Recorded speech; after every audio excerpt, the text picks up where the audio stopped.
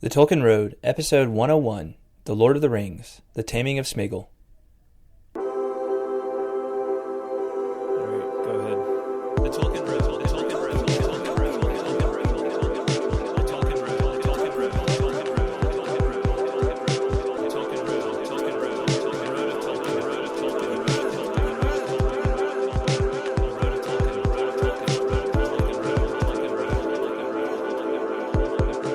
Tolkien Road, the Tolkien Road, the Tolkien Road, Hey there, fellow travelers. Welcome to the Tolkien Road, a long walk through Middle-earth. On this episode, we resume our journey through The Lord of the Rings with Book 4, Chapter 1, The Taming of Sméagol. Before we get started, why not hop on over to iTunes and leave the Tolkien Road a rating and feedback? It's a great way to support the show and takes less than a minute. Or you can stop by TolkienRoad.com, learn about previous episodes, and say hey. We're also on Facebook at facebook.com/TolkienRoad. Thanks for listening, and enjoy. Hey there, everybody. Welcome to the Tolkien Road, episode 101, Lord of the Rings, Book 4, Chapter 1, The Taming of Sméagol. A lot of ones. Yeah. 101, yeah. Book 1. Book 4, Chapter 1. Book 4, Chapter 1. Yeah. Well, yeah. So we're back on the road. Back on the road again. Just can't wait to get back on the road again. Going places that I've never been. Again. Wait, that I'll never see again, right? Is it places that I'll never see? Or going places that I've never been? Oh, I that can't I've wait never to been. get on the road again. On the road again. Like a band of gypsies, we're out on the highway. We're the best of friends. Insisting that the world keep going our way. And our way. It's on the road again. Well, between the two of us, we got like 75% of the words right. 75%. Yeah. You know, when I saw Willie Nelson perform that song a couple years ago, he didn't really sing it. He kind of like chanted it. Everybody else sings it probably. The whole crowd probably sings it. That's probably true, actually. Yeah. So, great song. Yeah. All right. So we're glad to be back. We've been gone. At least we got our episode 100 in last week, and but we haven't really been proceeding through the Lord of the Rings for probably over a month now. Yeah, so, it's been a long time. Yeah, but it's good to be back and back in the book and back with Frodo and Sam. Yeah, been a while since we've thought a lot about Frodo and Sam. So good to be with them again. Absolutely. We got any correspondence? So we decided we want to shift up, because we hear from a lot of people and they're like, yeah, correspondence, blah blah blah blah blah. Can you all kind of cut to the chase and do the book? And it's like, wait, people have said that in those exact words. Yes. Really? Yeah. I didn't know that. Yeah. So, well, you know what your response to them should be? You want to host a podcast? Be our guest. No, I mean I understand. Lots of people enjoy the correspondence part of it, but not everybody does, and that's cool.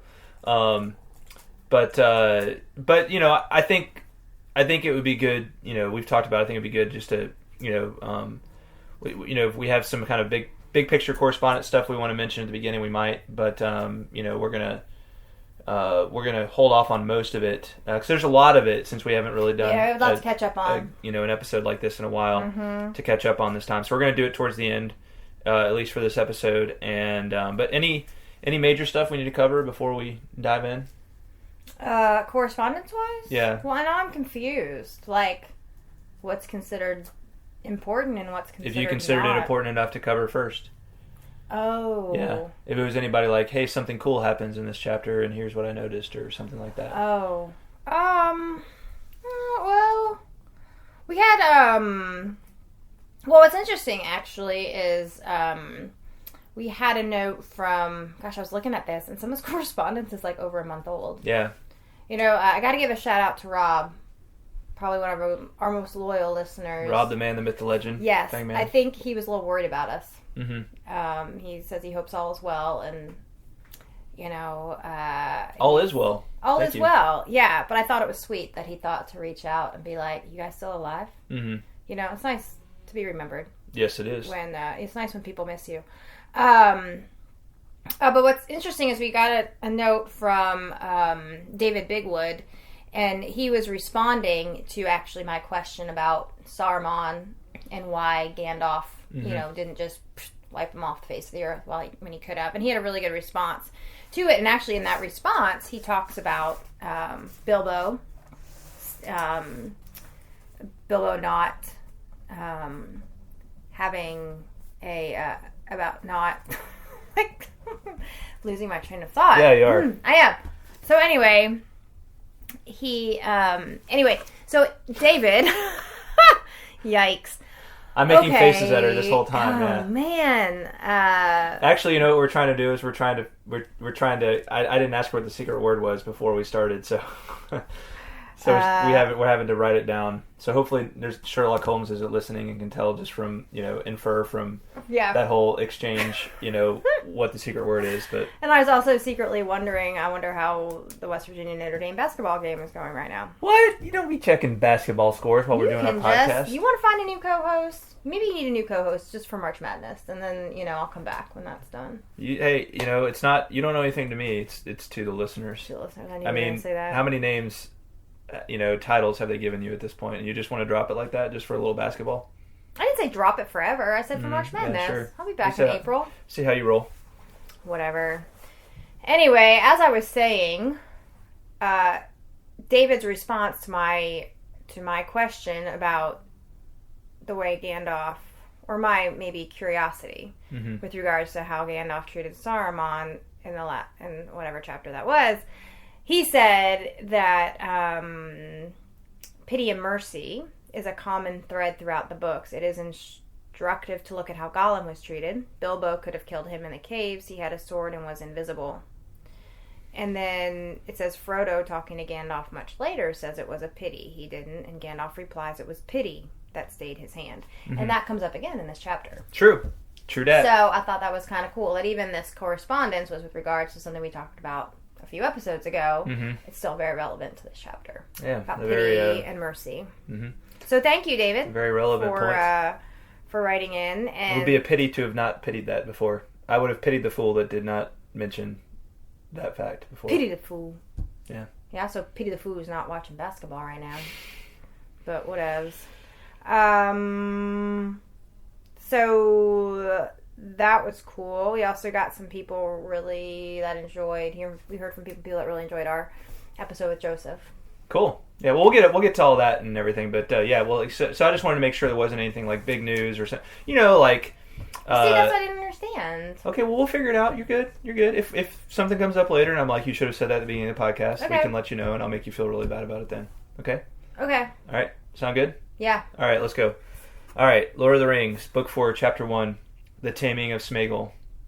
Sméagol. Yeah. I like to say it Sméagol. Sméagol? I'm not sure that's how you're supposed to say it. Sméagol, like Sméagol. Sméagol. Yes. Sméagol. Sméagol. Bagel.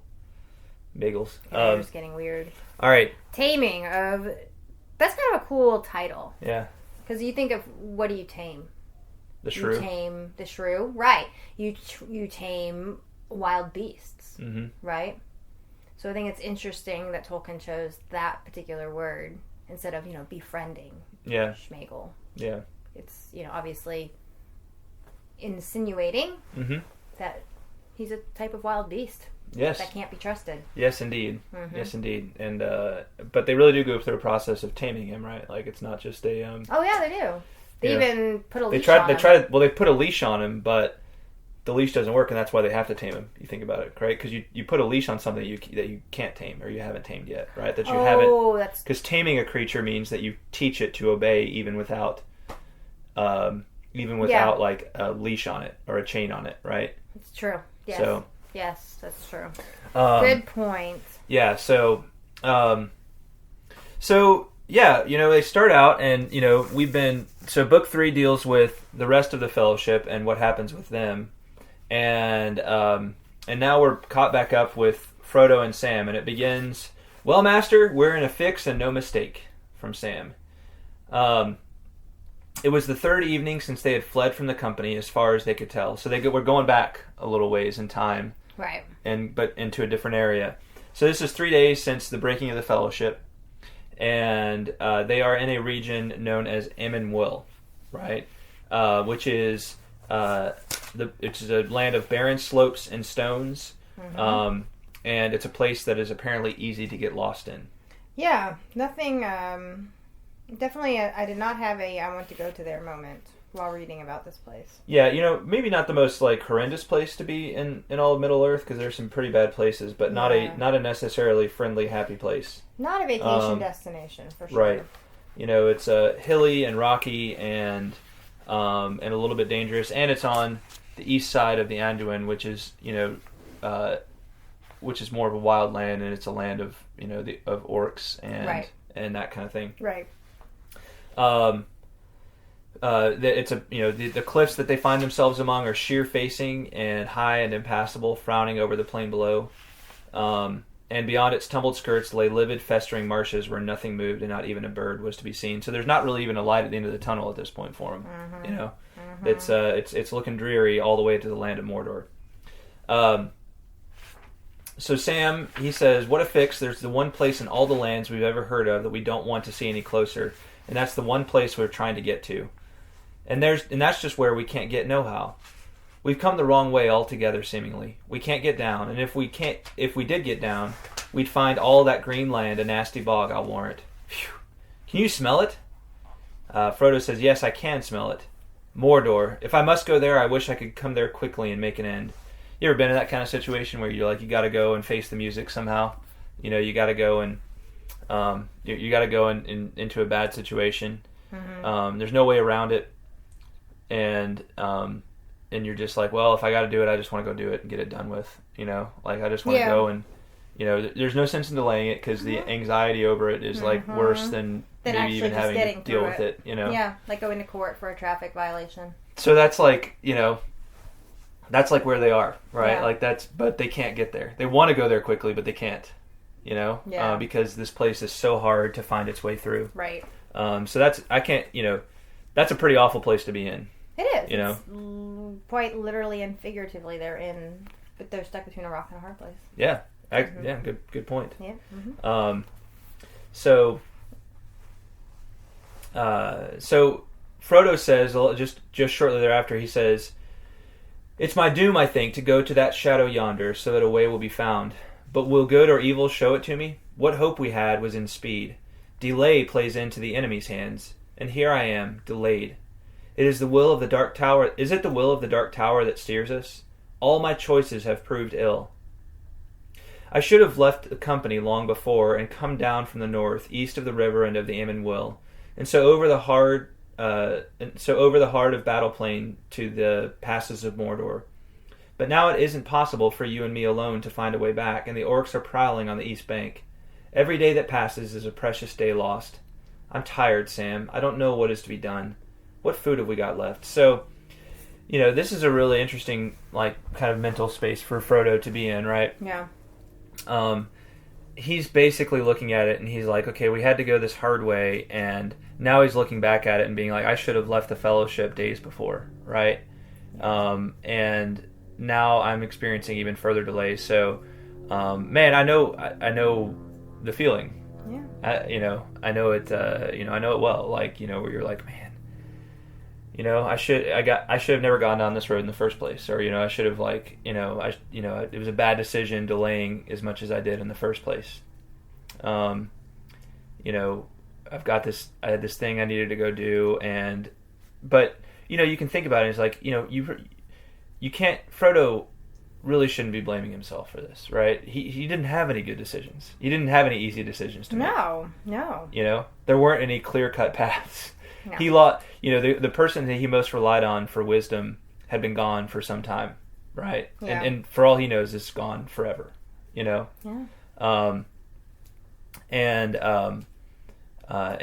Now he's beating himself up, saying, "I should have turned back. I should have turned onto this road well before."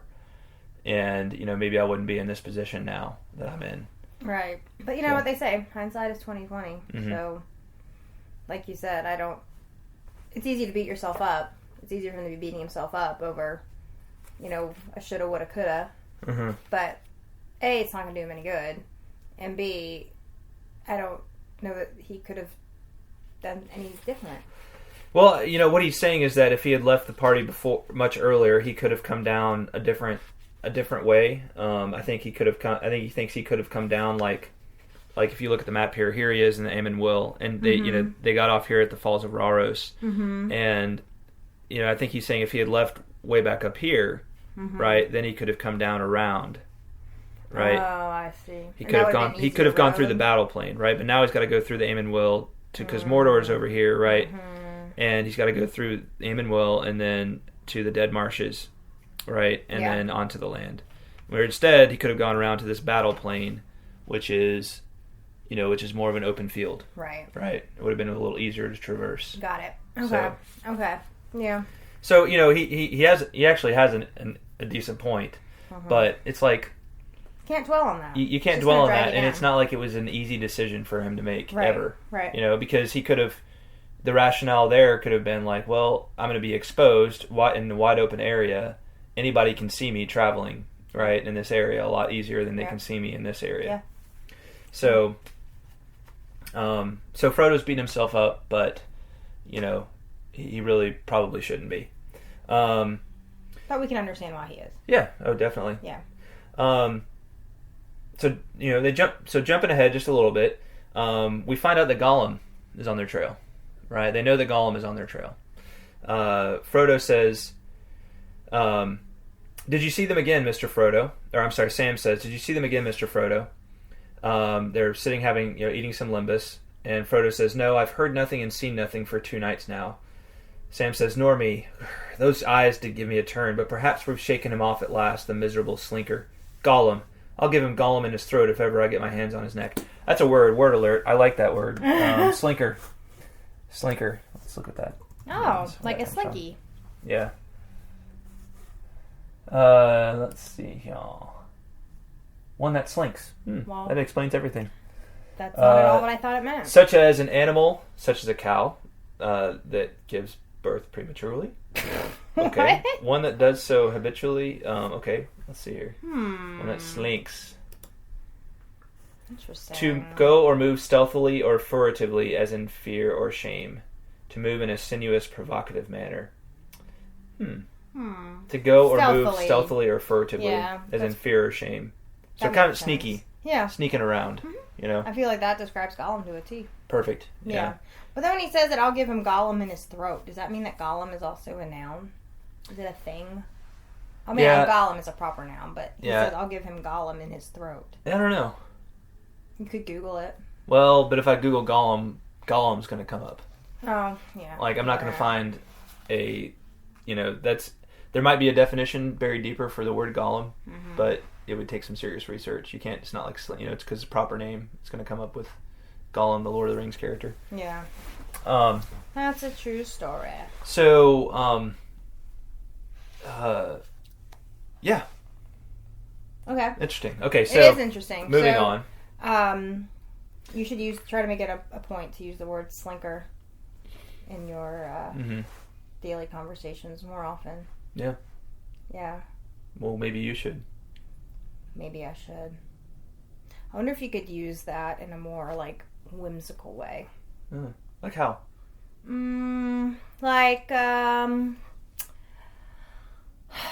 Like you could do there that slinker goes. That was slinktastic. Is that whimsical? I don't know. What's whimsical? I don't even really know. I feel like whimsical is kind of nebulous, kind of otherworldly.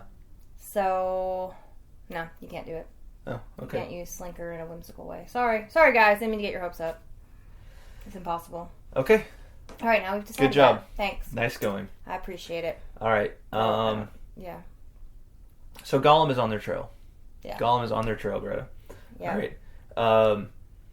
So the there's a lot of discussion just about the landscape, and about how they finally find their way through, because they feel like they've been going in circles, and part of that is there's no easy way. Like when they see where they want to go, there's no easy way to get to it, because there's all these sheer drops and cliff faces, of obstacles. And these are hobbits we're talking about. They're not professional climbers. They're not mountain climbers. Right. Right? Right. But they determined that they're just going to have to climb down somehow. They're going to have to get down to lower levels and move forward directly. Right. And so, at first they kind of, there's a long sort of comical episode where they, I don't know if comical is the right term, but at least they're trying different things, like deciding who's going to go first and all that kind of stuff. And yes, I like the little bit where Frodo calls Sam an old ass. Sam, you old ass. You'll kill yourself for certain going over like that without even a look to see what to make for. Come back. He took Sam under the armpits and hauled him up again. Now wait a bit and be patient, he said. Then he lay on the ground, leaning out and looking down. But the light seemed to be fading quickly, although the sun had not yet set. I think we could manage this, he said presently. I could at any rate, and you could too if you kept your head and followed me carefully. At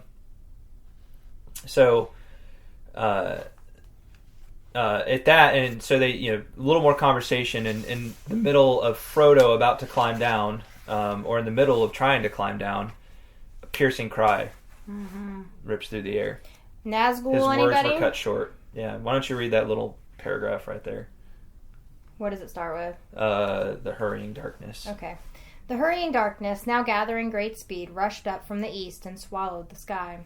There was a dry, splitting crack of thunder right overhead. Searing lightning smote down into the hills. Then came a blast of savage wind, and with it, mingling with its roar, there came a high, shrill shriek. The hobbits had heard just such a cry far away in the marsh as they fled from Hobbiton, and even there in the woods of the Shire it had frozen their blood. Out here in the waste its terror was far greater. It pierced them with cold blades of horror and despair, stopping heart and breath. Sam fell flat on his face. Involuntarily, Frodo loosed his hold and put his hands over his head and ears. He swayed, slipped, and slithered downwards with a wailing cry. Yeah.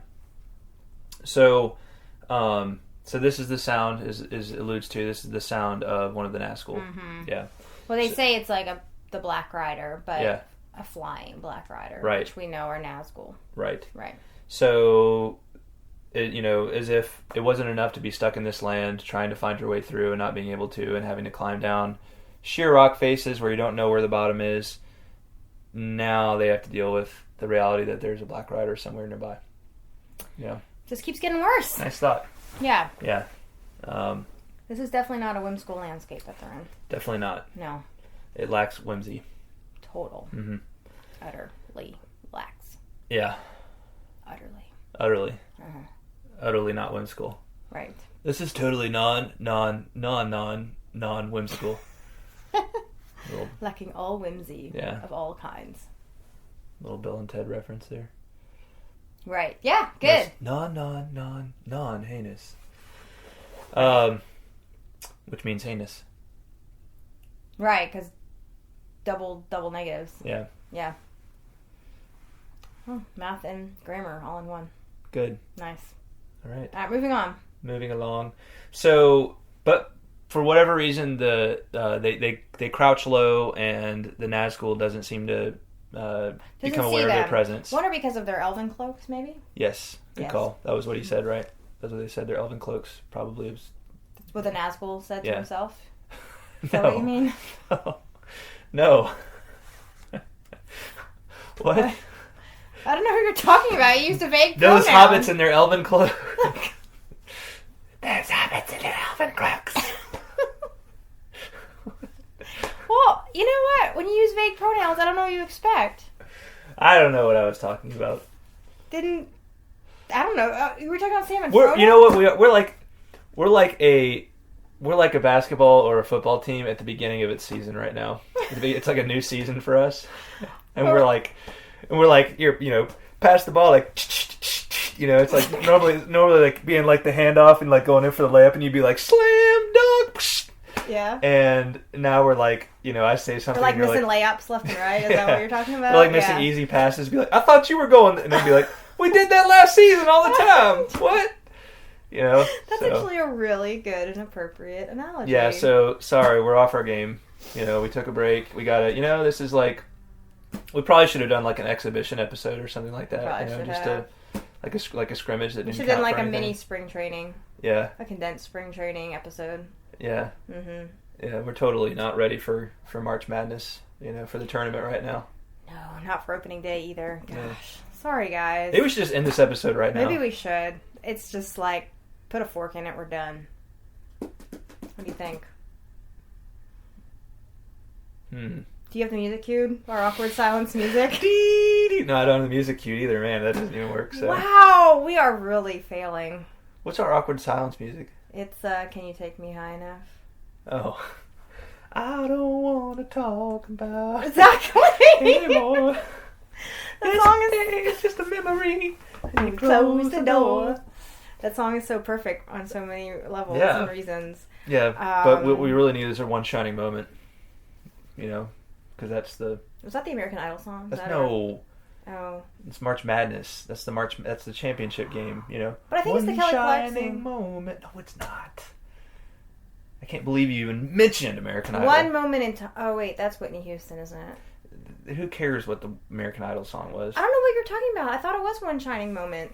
No, it's not. That's, A moment like this. Yeah. That's what it is. Well, see, too many songs have the word moment in the title. One Shining Moment is the song of... We're not having any of those right now, so I don't even think you should play it. Well, I'm going to.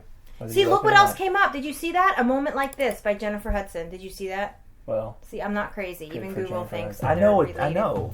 It's a song they always play, like, at the end of the college basketball season. It's like the...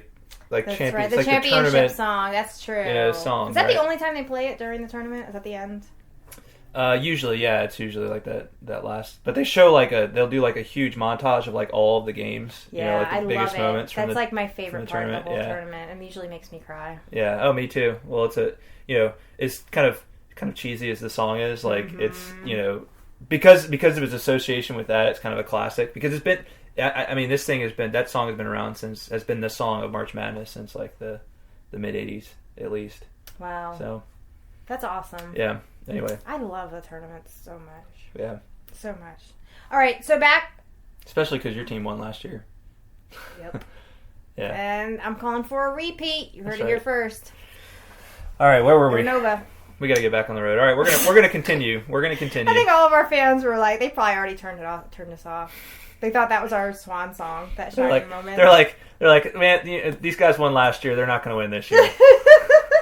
These guys won last season. They're not starting off for a song. We'll tune back in 15 episodes and see if they got their act together. See if we got their game on. That's right. Yeah.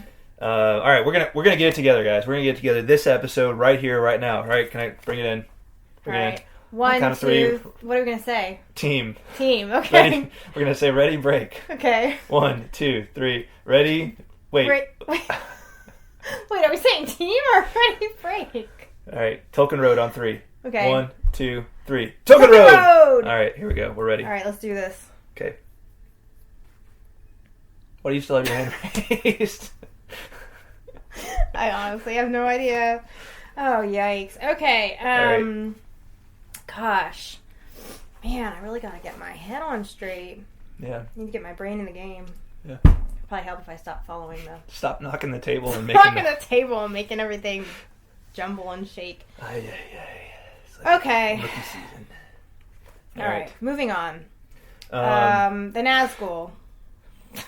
We keep on talking over each other. Oh my gosh. All right. So, rope. Okay. Moving on to rope. Oh, is that where we are? Yes, we're moving on to rope. Okay. Yes, I laughed out loud at this. Well, go ahead. Sam. I love Sam so much. When he talks about, rope! Cried Sam, talking wildly to himself in his excitement and relief. Well, if I don't deserve to be hung on the end of one as a warning to numbskulls. You're nowt but a ninny hammer, Sam Gamgee. That's what the gaffer said to me often enough. It's being a word of his. Rope! That's just classic. You're not but a ninny hammer. Not but a ninny hammer. I'm going to use that on the kids. I'll be like, you deserve to be hung on the end of a rope as a warning to numbskulls. That's classic. Let's see here. That's so great. And he's so hard on himself. Well, probably because he's like, Mr. Frodo could have just died because I forgot I had rope. Right. But he didn't have rope for the longest time, and he was always beating himself up about the fact that he didn't have rope. Right? Mm-hmm. And now he's beating himself up over the fact that he forgot that he had rope. I just think it's funny that rope is the reason that Sam finds to keep beating himself up. Yeah. Rope. Of all things. So, interesting point. A ninny is a fool or simpleton, but a ninny hammer is also a fool or a simpleton. But that's weird because I would think that a ninny hammer is someone who like beats up on fools or simpletons. Right, yeah, I would think so. Comes down hard on ninnies. So it means the same thing. Ninny and ninny hammer are the same thing. So ninny is just like a short form of ninny hammer. Maybe a ninny hammer is worse. He thinks it sounds worse. Yeah. For sure. Yeah. Regardless, Sam is not happy with himself. Right. Right. But luckily he has Frodo there to bring him back to his senses. Yeah. Yeah. Okay, cool. So, but he realizes he does have rope, and are you gonna? He says, Frodo says to him, "Never mind your gaffer. Are you trying to tell yourself you got some rope in your pocket? If so, out with it." "Yes, Mr. Frodo, in my pack and all. Carried it hundreds of miles, and I'd clean forgotten it." "Then get busy and let an end down." So Sam sets up this rope, and they to make a long story short on this, they basically use it to climb down, right? They tie it to one end, but then they get to the bottom, and they're like, well, darn, now the rope is tied at the top, and we have no way of getting it down. Right. Which I thought of that as this was going on. Mm-hmm. I'm like, how are they going to get their rope back? But then again, I was not in a... It almost sounds like some situation. kind of like mental puzzle kind of thing, like that you have to figure out, like you've got one piece of rope and two people that have to climb down. How do you do it? Yeah. Mm-hmm. It does. It sounds like a brain teaser. Yeah. Yeah. But they didn't think about that until after the fact. Yeah. And here's the answer to that brain teaser. You have elvish rope. That unties itself. Yes. Yes. When you tell it to. Do you think that's really what happened here? Well, that's it's interesting because he says, so let's read that little passage, right? Mm-hmm. "If you can think of any way that we could both have used the rope and yet brought it down with us, then you can pass on to me, Ninnyhammer, or any other name your gaffer gave you. Climb up and untie it and let yourself down if you want to," Frodo says. Sam scratched his head. "No, I can't think how, begging your pardon. But I don't like leaving it, and that's a fact." He stroked the rope's end and shook it gently. "It goes hard parting with anything I brought out of the elf country. Made by Galadriel herself, too, maybe." "Galadriel," he murmured, nodding his head mournfully. He looked up and gave one last pull to the rope as if in farewell. To the complete surprise of both the hobbits, it came loose. Sam fell over and the long grey coils slithered silently down on top of him. Frodo laughed. "Who tied the rope?" he said. "A good thing it held as long as it did. To think that I trusted all my weight to your knot." Sam did not laugh. "I may not be much good at climbing, Mr. Frodo," he said in injured tones, "but I do know something about rope and about knots. It's in the family, as you might say. Why, my granddad, and my uncle Andy after him, him that was the gaffer's eldest brother, he had a rope walk over by Tyfield many a year. And I put as fast a hitch over the stump as anyone could have done, in the Shire or out of it." "Then the rope must have broken. Frayed on the rock edge, I expect," said Frodo. "I bet it didn't," said Sam in an even more injured voice. He stooped and examined the ends. "No, it hasn't neither. Not a strand." "Then I'm afraid it must have been the knot," said Frodo. Sam shook his head and did not answer. He was passing the rope through his fingers thoughtfully. "Have it your own way, Mr. Frodo," he said at last. "But I think the rope came off itself, when I called." He coiled it up and stowed it lovingly in his pack. "It certainly came," said Frodo, "and that's the chief thing. But now we've got to think of our next move. Night will be on us soon. How beautiful the stars are, and the moon." So, they're not entirely sure, but Sam seems to think that somehow he called to the rope. Right? Yeah, that he communicated with it somehow. Yeah, and I guess maybe by that last pull or something like that. It was a way, like the rope recognized that as saying, "Time to come. Yeah. Come to Papa." You know what? I think I have to side with Sam on this one. Yeah, well, I think that's the most likely explanation, right? That, yeah. I mean, like if you think about it, of course, elvish rope is going to work that way. Mm-hmm. Elvish rope is going to be the kind of rope that you don't have to think about those kind of things. Right. It has a... Because think about, like, the devices that people can make that are like that today, where you, like, if you touch a thing you can pull as hard as you want on something, but then if you just kind of touch it in a certain way, there's a mechanism built into it, right? That can get it to cooperate, do the thing that you want it to do. Like right? What? I'm trying to think of something. Well, think about like a prescription bottle, right? Mm-hmm. You can turn it as hard as you want, and it just keeps on doing that. But you have to turn it a certain way, right? And you don't have to turn it hard. You just have to turn it a certain way. That's a child-proofing thing. Oh, I know it is, but I'm just saying it's like that's a good example. It's like you can, the elves, of course, would have figured out a more artful way of doing it, right? True. A more whimsical way. And maybe even so much so that it obeys the person it belongs to, right? Now, this rope was not given to Sam. This wasn't his gift from Galadriel, correct? Wasn't this, like, part of the... He just took it with him, right? Wasn't it, right, like, attached to the boats or something that they had gotten? Yeah. Okay. I just wanted to figure that out. Well... It wasn't a gift. No, I think it was... I think it was given to him by Galadriel. No, I thought it said something about it being the rope that tied up the boats. And he's like, if only I'd thought to bring another length, right? Okay, maybe that was the case, but I thought... Yeah, here it says, better luck if I'd thought of it sooner, said Sam. Maybe you remember them putting the ropes in the boats as we started off. In the Elvish country, I took a fancy to it, and I stowed a coil in my pack. Well, there you go. You're a better reader than I am. So that's interesting that it obeyed him, even though it wasn't necessarily made for him, right? Like, it wasn't a personalized gift. Uh-huh. So anyway, it's pretty cool. Yeah.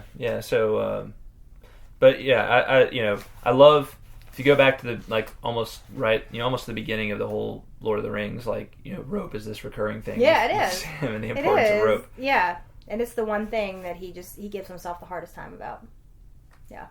First he doesn't have it and he beats himself up about that, and then he has it but forgets he has it, so he beats himself up about that. Right. Yeah. That's just funny. Yeah. Rope is, so I feel like... Things.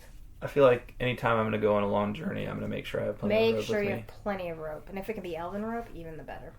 I feel like I need to start just invest in rope. Like find rope stock? Yeah. Might not be a bad idea. I mean... Find the most quality rope out there and then... Rope is like the secret to a successful life. Could be. You could do a lot of things with rope. Mm-hmm. Mm-hmm. Yeah. Lots of things. Yeah. I think we might be onto something here. Yeah. Yeah. Cool. All right. Moving on. Okay. Moving right along. Moving along from the importance of rope. So now we're getting on to Gollum. Gollum makes his appearance. So down the face of a precipice, sheer and almost smooth, it seemed in the pale moonlight, a small black shape was moving with its thin limbs splayed out. Maybe its soft clinging hands and toes were finding crevices and holds that no hobbit could ever have seen or used. But it looked as if it was just creeping down on sticky pads, like some large prowling thing of insect kind. And it was coming down head first, as if it was smelling its way. Now and again it lifted its head slowly, turning it right back on its long skinny neck, and the hobbits caught a glimpse of two small pale gleaming lights, its eyes that blinked at the moon for a moment, and then were quickly lidded again. So, Gollum looks like some kind of giant bug climbing down the rock face. He's going down head first. I kind of picture like a tree frog. Yeah. That's kind of what I pictured with the way with this description. Yeah. Yeah, kind of. With the big eyes, No, like, tree frogs are cute, little ones, but like if a giant tree frog is coming, I'm like, that's not cute. Yeah, and plus a lot of tree frogs are actually poisonous. Yeah. So they might look cute, but I wouldn't get near them if I were you. Yeah. Yeah. So this is this is not a pretty thing to have coming at you, but Sam is just tired of feeling like Gollum's on their trail, and so he goes after him, and they get into a little fight. Sam tackles him, and then they start kind of getting. I think Sam had kind of underestimated Gollum's strength. But yeah, absolutely. Gollum has kind of the wiry, like the thin, wiry guy's, strength, like the thin, wiry little guy's strength, where it's like, you kind of look at him at first and you think, oh, he can't be that tough. But there's just kind of like, he's just kind of like sinewy and like, yeah, he's scrappy. He's scrappy and he doesn't have a lot of fat, right? So he doesn't get tired real easily. Mm-hmm. And he's also he's always having to fend for himself, right? He's used to it. He's well trained, and he's also slippery. Yeah, he's slippery, definitely. Yeah. Very whimsical word to use. Yeah. I know, right? So Frodo comes to Sam's rescue. Right. Yeah. So, and why don't you tell us about that? About Frodo coming to Sam's rescue? Well, like you said, he had, and it's funny because Frodo knows how dangerous he is, right? He even tells Sam, be careful, don't alarm him. He's much more dangerous than he looks, right? So Frodo gets that. And so anyway, when Sam, Sam is kind of starting to get, he's about to get messed up, and Frodo comes over with Sting, right? And he pulls Sting out, and he reminds Gollum that he's seen this before, and right away, Gollum is like, you could tell he jumped, he lets Sam go, and he and he starts talking about his precious, and he starts doing this like weird, like, I don't know what he's talking about, to be quite honest. He kind of starts just mumbling about in his weird little dialect, right? And talks about hating things and spies and Frodo jumps upon, and really this is, Gollum is like trying to strangle Sam at this point, right? So Frodo jumps upon it all and points Sting at him and said, "Let go, Gollum. This is Sting. You have seen it before once upon a time. Let go or you'll feel it this time. I'll cut your throat." And so at that point, Gollum starts to back off, and Sam wants to tie Gollum up, and Frodo. So they're talking about, do we just go ahead and kill him, right? Frodo says, no. If we kill him, we must kill him outright. But we can't do that. Not as things are. Poor wretch. He has done us no harm. And Sam says, "Oh, hasn't he? Anyway, he meant to, and he means to, I'll warrant. Throttle us in our sleep, that's his plan." "I dare say," said Frodo, "but what he means to do is another matter." He paused for a while and thought. Gollum lay still, but stopped whimpering. Sam stood glowering over him. It seemed to Frodo that he heard, quite plainly but far off, voices out of the past. What a pity Bilbo did not stab the vile creature when he had a chance. Pity. It was pity that stayed his hand. Pity and mercy, not to strike without need. I do not feel any pity for Gollum. He deserves death. Deserves death? I dare say he does. Many that live deserve death, and some die that deserve life. Can you give that to them? Then be not too eager to deal out death in the name of justice, fearing for your own safety. Even the wise cannot see all ends. So that's obviously the conversation that Frodo Frodo and Gandalf had back in the Mines of Moria, and when they first realized that Gollum was on their trail. And I want to think about I want to do the math on that, so to speak, right? So many that live deserve death, and some die that deserve life. Can you give that to them? So Gandalf's reasoning here is, those that deserve life but die, can you give them life? Can you give their life back to them? Yet those that live that deserve death, you want to give them death, right? If you can't give life, then you shouldn't give death. Right. You shouldn't be the one to decide those things, right? Except, obviously, Gandalf would believe in self-defense, right? That you can do it when you're directly under attack. Sure. And but Frodo, Sam at this point would probably be fine with just like, let's just off him, right? We've got him in our power, let's off him, but and just be done with it. Right. But this is a thing that they say to themselves, we can't, right? Like, it's just, as much as he would try to kill us if the roles were reversed, we cannot, now that he's powerless and we have him under control, it would be wrong of us to do it. It'd make our lives a lot easier, but it'd be wrong of us to do it. This is a really pivotal moment, and I feel like these are the kinds of things that show who the good guys are, right? Who the good guys really are. Yeah. I think you're amiss, though, in saying we. I don't think Sam feels quite the same as Frodo does here. I think I think he's willing to go along. Right, that's what I mean. He's willing to go along. Okay, right? Yeah, but I'm saying, Frodo is really the one who feels convicted to show Gollum mercy at this point. I think, honestly, if Sam had his way, Gollum would be dead right now. But I think he respects Frodo enough to trust his judgment on this one. Yeah. So, anyway. Yeah. Well, the point remains, though. I feel like this shows... it's these kind of moments. It's when push comes to shove that the principles really have to come into play. Agreed. Right, and it's the time it's easiest to throw the principles out the window. Yes. Right. Yes. They definitely made the hard call here. Mm-hmm. It was not the easy. It was the right, not the easy decision, but it was the right one. Yeah. Yeah. It was the right and the good one. Right. Exactly. But it just shows, it shows often like what a disadvantage like the good are at when it comes to battling the forces of evil, because evil will do anything, right? Evil doesn't have any standards that it ultimately has to live up to. True. Right? Yes. Evil can just say, you know what? It's easiest just to nuke this guy, so let's kill him. Right? Make it less that we got to worry about, so let's just kill him. Yeah, and in the moment, that definitely it is the easier decision to make. But taking the big picture into consideration, the consequences, the long-term consequences, not always at the forefront, right, of these kind of moments. So good on Frodo. Mm-hmm. Yeah. Mm-hmm.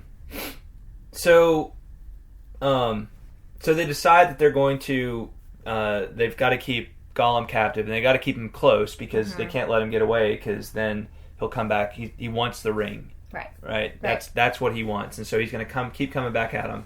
Yep. So they decide that they're going to tie a rope around him, tie a rope around his neck. Not his neck, his ankle. Is it his ankle? Yes. Why did I think it was his neck? I don't know. Doesn't that kind of kill him? I guess not if you tied it. Not if it was not if it wasn't that tight. Yeah. He's got kind of a big, like a little neck and a big head. Right? Yeah. Yeah. So. Yeah. Where? Hold on, I'm looking. I'm looking for it too. Let's see. They're talking about how they get through the marshes. So Gollum says, and they start to figure out that Gollum can actually help them, right? Get to Mordor. Right. And Gollum says, he's been to Mordor, and he says, yes, no. Once by accident it was, wasn't it, precious? Yes, by accident. But we won't go back. No. Then suddenly his voice and language changed, and he sobbed in his throat and spoke, but not to them. Leave me alone, Gollum. You hurt me. Oh, my poor hands, Gollum. I don't want to come back. I can't find it. I'm tired. We can't find it. Gollum, no, nowhere. They're always awake. Dwarves, men, and elves, terrible elves with bright eyes. I can't find it. Ach! He got up and clenched his long hand into a bony, fleshless knot, shaking it towards the east. We won't, he cried. Not for you. Then he collapsed again. Gollum, he whimpered with his face to the ground. Don't look at us. Go away. Go to sleep. So was he having an interaction with the Dark Lord at that point? Or was he remembering a past interaction? That's what I think. Yeah. That's what I think. A past interaction. But he's also, that's the thing, like, Gollum has, like, this split personality, right? Mm-hmm. Because he's been on his own for so long. But he's a hobbit, right? He was a hobbit once upon a time. And he still is by nature. Mm-hmm. But he's just very twisted and kind of, mentally ill because of his, his time by himself, his isolation and everything. Mm-hmm. And so, he's pretty, like, I don't know, it'd be interesting to talk to, like, a psychologist or a psychiatrist about Gollum's personality, It's probably like a split personality disorder kind of thing. Yeah. Yeah, where he's, like, made up. Yeah, he's like, kind of compensated. Uh-huh. Right? Like, he thinks there's more than one person there, even though there's not, because he desperately needs the companionship. Right. So it's like a coping mechanism. Exactly, yeah. So because he's been there before, he doesn't want to go back, but they know that he can lead them there. He can get them there from where he is right now. And so they realize they have, like, a bargaining chip that they can use with him. So, but you're right. They decide they're going to put the rope around him. They tied one end to his ankle and keep a grip to the other end. But it hurts. It, like, burns It does. him. It does. It hurts Gollum. It says, it hurts us, hissed Gollum. It freezes, it bites. Elves twisted it, cursed them. Nasty, cruel hobbits. That's why we tried to escape, of course, it is precious. We guessed they were cruel hobbits. They visits elves, fierce elves with bright eyes. Take it off us. It hurts us. Frodo says, no, I will not take it off you. Not unless... And so it's interesting to me that the rope burns him, Yeah. Again, kind of the elvish art of the rope, right? That this isn't just ordinary rope. right? There's something in Something really special some about kind of it. charm in it or something like that. Some kind of whimsy. Yeah. It's a whimsical rope. It's a whimsical rope. That's right. I like that word. I like that word too. All right, so so Frodo uses that as leverage to get him to swear by something, right? Swear. Sméagol will swear on the precious. On the precious? How dare you, he said. Think. One ring to rule them all, and in the darkness bind them. Would you commit your promise to that, Sméagol? It will hold you. But it is more treacherous than you are. It may twist your words. Beware. On the precious, he repeated. And what would you swear? To be very, very good. Sméagol will swear never, never to let him have it. Never. Sméagol will save it, but he must swear on the precious. No, not on it, Frodo says.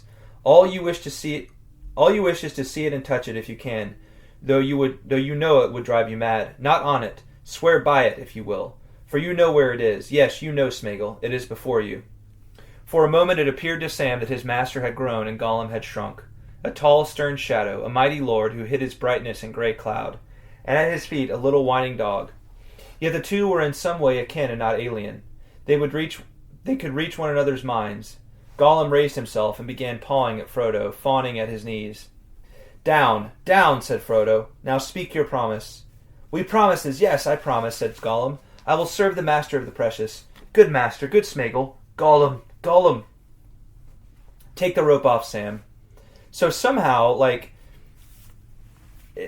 there's something, Sam doesn't entirely understand what happens here. Yeah. Neither do I. And I don't either. And I think what Sam perceives is that there's some kind of mental interchange that Frodo and Gollum are able to have, right? Because of their tie to the ring. They understand each other because of it. Yes. There's some kind of special thing that they're able to understand each other on a deeper level because of their relationship to the ring. Right. Right? Yes. And that's really interesting to me. Cause it is interesting. I had never picked up on that before, but I think that's a reason that Frodo so quickly is able to kind of be like, okay, we can trust him. Well, it comes right out and says that, right? Yet the two were in some way akin and not alien. They could reach one another's minds. Mm-hmm. So Sam again is, he's reluctant to take the rope off. Mm-hmm. And I think it's really, I got to give Sam a shout out here because I can kind of identify. Mm-hmm. I think a lot of us can probably identify with him here. Sure. But it shows how much faith he has in Frodo. Mm-hmm. Right, his trust that he believes, he truly believes that Frodo is not going to lead him astray. Right. Not of his own volition. Right. And so he takes the rope off. Yeah. Yeah. So, Sam obeys. There's a kind of a sudden change that comes over Gollum. He gets up, starts prancing about like a whipped cur whose master has patted it. From that moment, a change which lasted for some time came over him. He spoke with less hissing and whining, and he spoke to his companions direct, not to his precious self. It's almost like that, that latent hobbit. Yeah. In him, like the hobbit that once was before the ring. But it's interesting that Sam says he suspected him more deeply than ever, and if possible, like the new Gollum, the Sméagol less than the old. Right. Mm-hmm. So Sam is still very Sam's suspicion is only growing, and that's understandable. Sam's looking at this, change, and he's looking at this and be like, oh yeah, sure, you just all of a sudden changed now, huh? You're just now our friend, right? I get that. Yeah, I do too. Well, Gollum, or whatever it is we're going to call you, now for it. The moon's gone and the night's going.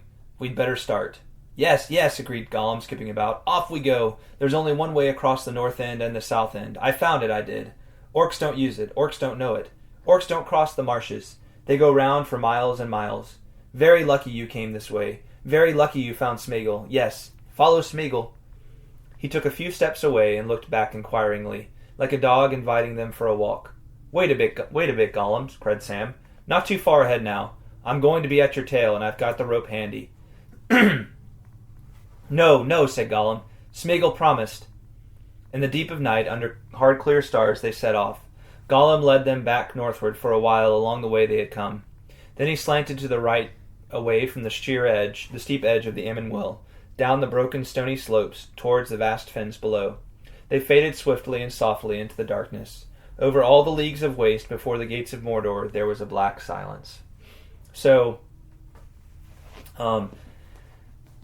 it's kind of remarkable to see this, but apparently, that's the only thing that Gollum really finds sacred is the ring, the precious, and he swore by it. And what did he swear? He swore that he'd never let him have it. I will never let him have it. Yep. And Frodo has him swear by it. I will serve the master of the precious. Good master, good Sméagol. Gollum. Right?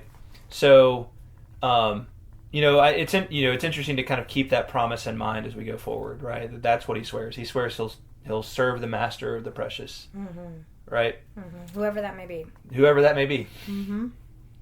Yep. So this is not a guarantee, right? This is not Frodo getting a guarantee that Gollum is always going to listen to him no matter what, right? Absolutely not. Gollum is still in there, and he's still trying to figure out how he can get the ring probably further down the road. He's definitely calculating. This is not a time to let their guard down. That's for sure. No, definitely not. Yeah, interesting. I don't know, just interesting little development. And I'm not. Again, it seems like there's something else going on, like just a mental, almost like a mind meld that happens between Frodo and Gollum, that allows Frodo to be comfortable with this, because it's obvious that Sam and you and I don't really understand it completely. Why Frodo is so willing to trust him. You're right. Doesn't seem like a good deal. It's gotta. It definitely has something to do with the ring, though. That's for sure. Their connection is the ring. Yeah. Yeah. Without a doubt. So, all right. Well, any other things about this chapter? Nope. All you? Right. No. I guess it's haiku time though, so we should probably. Oh yeah, baby. Let's get our groove on. Do some haiku. Let's do some haiku. There it is. Man, I missed the haiku song. Are we singing? Sing it, yeah. You going first or me first. too? Okay. Do re mi fa sol la ti do. 1, 2, 3, 4, 5, 6, 7, 8, 9, 10, 11, 12, 13, 14, 15, 16, 17 syllables in haiku. 1, 2, 3, 4, 5, 6, 7, 8, 9, 10, 11, 12, 13, 14, 15, 16, 17 syllables in haiku. Was that your Mr. T voice that you were doing? Or is that your Luther Vandross? Definitely wasn't Luther Vandross. Luther Vandross more of a tenor. I guess that's true. Smooth as silk tenor. All right. So, are we playing rock, paper, scissors? See who goes first? Sure. All right. Let's do it. Hold on. Ready? Rock. Okay. Rock, paper, scissors, shoot. Dang Boom. it. All right. Rock versus scissors. Darn it. All right. I'll go first. Okay, you go first. All right. Spidery Sméagol, scaling and sniffing. The precious. We want it now. Ooh. I like it. Yeah. Well done, Spidery. I was really struck by that image of Spidery Sméagol climbing down. Yeah, and even when he remember when he fell? Yeah. They even said he curled up like a spider whose web or whose line had been cut. I hate spiders so much. I hate spiders too. They're pretty creepy. All right, here's mine. A voice from the past stays a murderous hand. An ally gained. For now. Nice. Mm-hmm. Good job. Yeah, it's all right. I'll probably give it a for now. B-. For now. For now. Right, I know. Rather ominous. All right. All right, what we got from the... So we only have a couple. Okay. I think. Let me just double check. Super duper extra quick. Yes. All right. So we actually we got 2 from Josh. Superfan Josh. Right on. I'll read the first one. You read the second. Here's Josh's first one. Rope of Elven Craft. Galadriel's precious gift drops into Sam's hands. Nice. Totally nice. Nice. All right. Number 2 from Josh. Gollum on the prowl, in search of hobbits. Yes. My love, I come now. Nice. Rather romantic. Well, if you In think a of dark Gollum, way. and I wouldn't. In a dark, creepy way. I wouldn't use the word romantic. It's more like just kind of obsessive, right? Yeah, obsessive. I guess that's probably a better word. We also have a couple haikus from a new fan. Cool. Amanda Kaiser. What's up, Amanda? Hi, Amanda. Thank you so much. Yeah. She wrote us a super nice note. Awesome. She also mentioned the fact that she just recently found us and has been binge listening. She binge listened all the way up to episode 99. Dang. So that is awesome. Yeah. I love our binge listeners. Yes. They make me so happy. Mm-hmm. So thank you, Amanda, for all the nice things that you said. We are thrilled that you found us, and we hope you continue to enjoy. And hopefully... I wish we could binge record. I kind of wish we could binge record, too. I know. Like Netflix, who makes the entire season of a show available right away. Yeah, we don't have the budget of Netflix shows, so... No. Time or resource-wise. Yeah. Anyway, we hope you continue to enjoy the podcast, and we're so glad you found us. She sent us two. Awesome. Haiku. Let's hear them. So here's the first one. This way and that. Sometimes circles, others back. Destiny to guide. Nice. Yeah. Love it. Very good. You want to read her second one? Absolutely. Light and hope are found in the darkest of places, through friendship and stars. Nice. That's really good. Good stuff. Yeah, really good. Thank you, Amanda. Yes, thank Keep you them coming. so much. And again, thank you for all the kind words that you shared about our podcast. Listeners like you really... Yeah. Did you really forward that one to me us. so I could read it? I think I read it to you Okay. the other day, but I can forward it to Yeah, you. forward it if you to me. want. Yeah. I like seeing it in writing. We were talking about that the other night. I'm a person I know who's you're got a to see visual. things. I got to visual see things dude. in order to really take them in. Yeah. Well, sure. I'll forward it to you. Cool. Because it's super nice. And then we also had a really nice note from Zeke Farmer. I know he's one of our patrons. Mm-hmm. And I don't think he'd written in before. Mm-hmm. But he decided it was time to break the silence. And he's been a long-time listener, and he had very nice things to say. I really liked the way he ended his note. He said, I am always looking forward to the next episode, and like Olmo, I may not make my way to communicate with you often. Know that I am always there. Right on. Yeah. Good stuff. Always here is what he says. And like Olmo, I may not make my way to communicate with you often. Know that I'm always here. Cool. So that was awesome. That was a huge, mm-hmm. ego boost. Awesome. A great encouragement. Thank you, Zeke. Yes, thank you very much. We also had a note from a new listener, Doug Hagler. Shout out to Doug. What's up, Doug? So glad you found us. Mm-hmm. And he is also a new patron. So yeah, that's awesome. So cool. Thank you, Doug. And we hope you can also continue what would you to say enjoy walking the road again.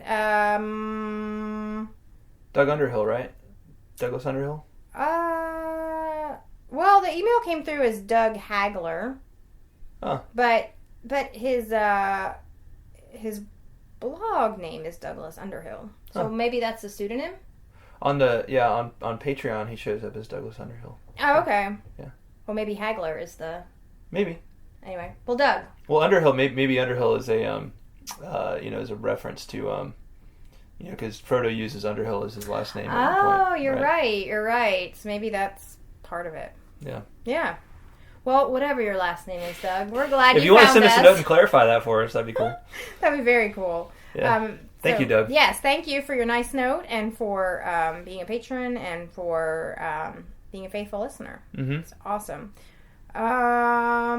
Let's see. We also got a couple of nice comments. We got a really nice note from Corey Butler. Corey. Who's a new listener. And he calls my voice angelic. Oh, so man. that was really nice to hear. It's the first time I think I've heard that. So yeah. Thank you, Corey. And we are thrilled that you found us and are walking the road with us. Yeah. And he's up to episode 89. So I think this might be another binge listener. Yeah. And he says, please keep up the awesome work and look forward to the next lot of podcasts. Right and on. He signs it #YourAussieMate. That's right. Corey's our He's Australian friend. He's our Australian friend. Yeah. So yeah, I mentioned that Rob Fangman Mm-hmm. sent a note checking in on us, making sure we were still walking the face of the earth. And Rob guessed our last secret word, so he's the one that chose this episode's secret word. So yes, there was a secret word in this episode, guys. So if you think you know what it is, hit us up with a guess. If you go back and listen to when you might be able to figure it out from when Greta was writing it down from the way the pen moved. If you've got that sensitive ears, you might have been able. We just finished watching the first season of Daredevil, where Daredevil can probably figure that kind of stuff out because he's blind. He's a blind superhero, but he hears. He has an incredible hearing ability. Yeah, he can fight. Yeah, martial art style with only his hearing and his smell. Yeah. Which is awesome. If you guys haven't checked that show out, you should check it out. It's real good. So if you have Daredevil ninja skills, it is pretty violent. So just FYI. Well, most Marvel is. So not in that way. It's a. Well, I guess that's true. The movies aren't. The movies are more cartoonish violence. This is some more hardcore violence. Yeah. Yeah, I think it is rated M for mature. MA. So take that into consideration. I wouldn't let your kids watch it with you. Yeah. But yeah, so let us know if you think you've guessed the secret word that Rob chose for this week's episode. So we also got some other really nice contacts through the website. That one from Clay DeVoe. Yeah, I wonder if I think that's how you say it. Yeah, Clay DeVoe. Yeah. Clay DeVoe. He had a really nice insight into the Silmarillion themes. So thank you for listening, Clay. Good luck on continuing your journey through the Silmarillion. Was Clay the one that shared the note about Quick Beam? No. I think he did in another one. He sent 2 notes. You sent me a ton. From Clay. Forwarded me. Wait, I sent you a few recently. Yeah, that I was. Oh, I didn't realize that there was. Yeah, I was kind of confused because there was actually. Oh, I see. Yeah, yes, he is the one that sent the one about Quick Beam. Clay pointed out something really interesting. If you go back to Quick Beam, who was one of the Ents in book 3, I have it pulled up here. Do you want me to read it? He's one of the younger Ents, and go ahead. Yeah, read what Clay said exactly. Clay says, "I'm listening to back episodes, attempting to catch up to your current pod. I just finished listening to the episode from November 20th, Treebeard Part 3, so forgive me if you have already discussed this, but when you started talking about Quick Beam, rowan trees, and the Entmoot, I was also wondering what a... Am I saying that rowan? Is it rowan? Rowan. Rowan. I was also wondering what a rowan tree was. When I looked it up, I found that the rowan tree in Old English was also called a quick CWIC beam. What's that? How do you say quick. It? You do say it quick? Yeah. Okay, so we found that a rowan tree in Old English was called a quick beam. I thought that was pretty awesome and ingenious of Tolkien as usual. Yeah. Love the show, guys. Yeah, of course it is. I'm like, well, of course it is. Of course it's some tree, from Old English, the name of some tree from Old English. I see. So that's where Quick Beam's name came from. Yeah. It's rowan tree in Old English. Right. That's really cool. That is a really cool connection. That's really cool. Yeah, I thought that was pretty nifty. I wanted to make sure you. Oh yeah. Then yes. I'm glad. Yeah, I didn't notice that there was more than one message from him. That's awesome. Thanks, Clay. Yeah, thanks, Clay. That is really cool, and I'm glad you're enjoying the show. Mm-hmm. Keep listening, and then we also have a. All right, so this is one that I should have asked you this before we went on air because I don't quite understand what's going on. But it looks like there was a really nice note from a guy named Frederick. Yes. I think it's Unversgott. I thought it was Unzervacht. Oh, maybe. Unversagt, yeah. Frederick. That sounds very Frederick German. Unversagt. Yeah. So Frederick shared just a really nice note about finding our podcast and and just kind of shared a very kind of personal account of his own growth and love for Tolkien and has been corresponding a little bit since that first note and just had a lot of really kind things to say, and so just wanted to let us know he was out there and listening and loving it. That's awesome. Yeah, we have the best listeners. We do, and I love hearing. I just always love hearing from folks. I do too. Absolutely. So. And then we also got I think the last correspondence we've gotten recently is from, interestingly enough, someone named Luthien. Yeah, I know. So that was pretty cool. So what's really cool about that is we have a friend named Tanuviel. Right. And then who, did not know before I fell in love with the story, Baron Luthien, right? And then shortly, this basically the same year that kind of became a favorite story of mine. That was when I met Tanubiel, our friend Tanubiel. Yeah. And just, happened to meet her kind of randomly. And then now I have a friend named Luthien. But what's really cool, so I asked Luthien, who wrote Luthien and I. So Luthien had a lot of interesting correspondence to share. But I asked Luthien if it was her real name, if it was her given name, and she says, "It's my second Christian name. The first one is Mike, which is the Frisian version of Maria. My father was a huge Tolkien fan, and I'm his firstborn. But at the time, he couldn't have known that Melion is named Wendelin in one of the early drafts of the story of Beren and Luthien.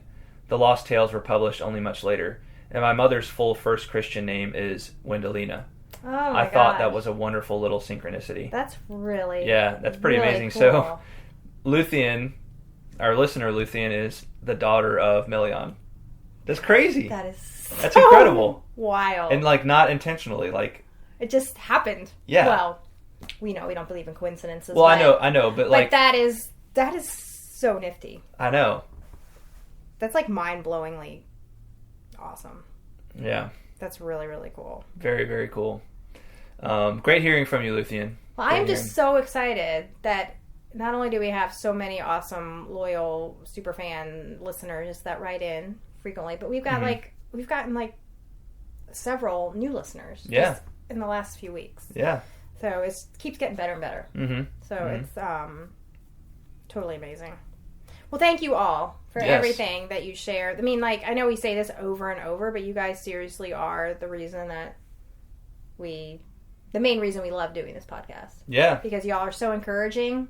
Mm-hmm. And, we just knowing that y'all are there is super awesome. Well, yeah, it's all about Tolkien and the great stuff he did and being able to enjoy it together. You know?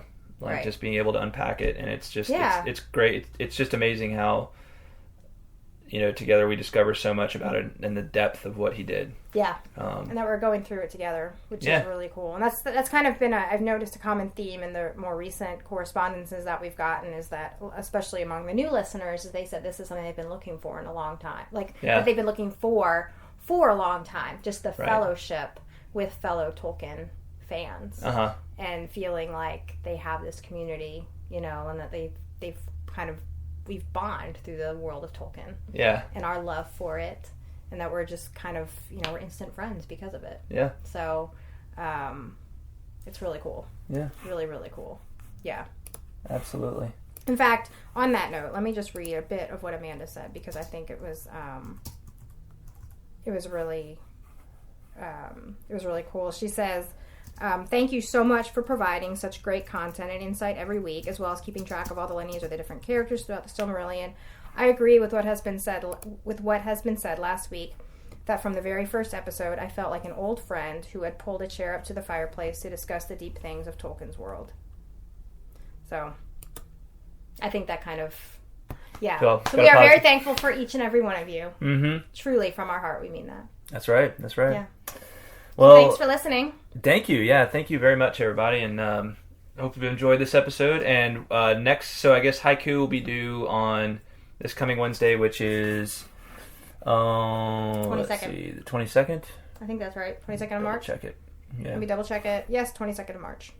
All right, and let's see. Shout out to our patrons: Shannon Stockbridge, Josh Sosa, William Hutton, Brian Orr, Margaret Lyon, Emilio Perea, Zeke Farmer, Caleb Santana, James Applegate, and Douglas Underhill. And Haiku is due on March 22nd for the next episode, which will be episode 102 on Book 4, Chapter 2, The Passage of the Marshes. So, woohoo! Yeah, send them on over. Keep them coming, and if you got correspondence, send it over to TolkienRoadPodcast@gmail.com. Yeah, we love hearing from you guys. I think I've said that about 16 million times so far. Mm-hmm. But it's true. And I can't say it enough. Preach it, sister. Yep, I'm preaching. All right, I'm going to go watch basketball game. Very well. And, Go Nova. Go Nova. Mm-hmm. Beat Wisconsin. Yeah. Wildcats eat badgers for breakfast, so. Do they? Do they really? Is that actually something they eat for breakfast? It would make sense, wouldn't it? I mean, aren't badgers like beavers? I don't know. I think badgers are mean. Oh, like a honey badger. Yeah, Yeah. honey badgers are really mean. Yeah. But a wildcat could take them. No worries. Yeah, probably. I don't know. Yeah. So anyway, All right. a weird ending to this episode. Sorry, guys. It's been kind of a let's get back on the horse kind of episode. We'll be practicing between now and next time on the handoffs and the passes and all that kind of stuff. We'll be back to Globetrotter form next episode. Or the episode after that. Yeah, somewhere around there. Sometime this year we will be. Yeah. Yeah. All right, guys. Thanks for listening. All right, we'll talk at you next time, everybody. Bye, y'all. Please remember to check out truemyths.org and tolkienroad.com for show notes and plenty of other Tolkien goodness. Also, if you're enjoying the podcast, would you please leave the Tolkien Road a rating and feedback on iTunes? It's a great way to support the show and takes less than a minute. On our next episode, we'll continue our journey through the Lord of the Rings with Book 4, Chapter 2, The Passage of the Marshes. Please send haiku or other correspondence to tolkienroadpodcast@gmail.com. Thanks for listening, and until next time, the road goes ever on.